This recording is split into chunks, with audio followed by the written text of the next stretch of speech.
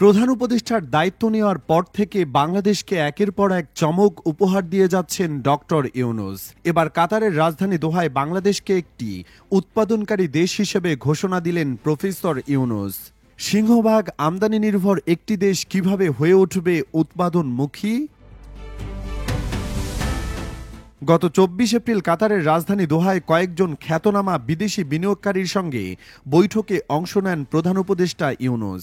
বাংলাদেশের কয়েকটি গুরুত্বপূর্ণ খাতে বিদেশি বিনিয়োগ আকর্ষণ করতে এই বৈঠক অনুষ্ঠিত হয়।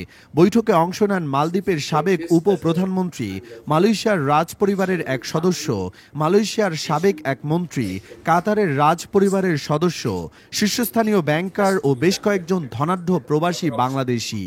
বৈঠকে বিনিয়োগকারীদের উদ্দেশ্যে প্রধান উপদেষ্টা বলেন, অন্তর্বর্তী সরকার বাংলাদেশকে একটি উৎপাদন ও অর্থনৈতিক কেন্দ্রে রূপান্তরের লক্ষ্য নিয়ে কাজ করছে। তিনি আরও বলেন, সব ধরনের বিনিয়োগ গ্রহণ করতে প্রস্তুত বাংলাদেশ।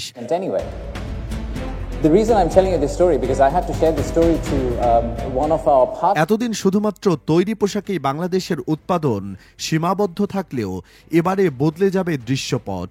বাংলাদেশকে আন্তর্জাতিক বাজারে উৎপাদনশীল দেশ হিসেবে তুলে ধরতে কিছু রূপরেখাও দিচ্ছেন বিশ্লেষকরা। বিদেশি বিনিয়োগকারীরা বাংলাদেশের উৎপাদন, বর্জ্য ব্যবস্থাপনা, জ্বালানি, ব্যাংকিং এবং পর্যটন খাতে বিশেষ করে কক্সবাজারের রিসোর্ট এলাকায় বিনিয়োগের আগ্রহ প্রকাশ করেন। এর আগে চীন সফরে গিয়ে পণ্য আমদানির পরিবর্তে প্রযুক্তি হস্তান্তরের ব্যাপারে গুরুত্ব দিয়েছিলেন প্রধান উপদেষ্টা।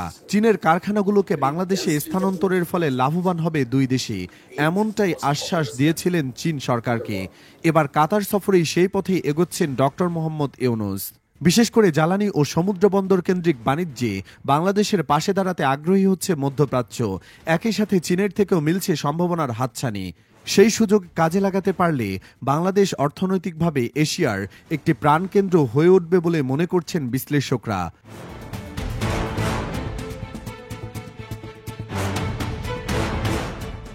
বর্তমানে অন্তর্বর্তীকালীন সরকার বাংলাদেশে এই অঞ্চলের সবচেয়ে আকর্ষণীয় বিনিয়োগ পরিবেশ গড়ে তুলেছে বলে জানান ডক্টর ইউনূস।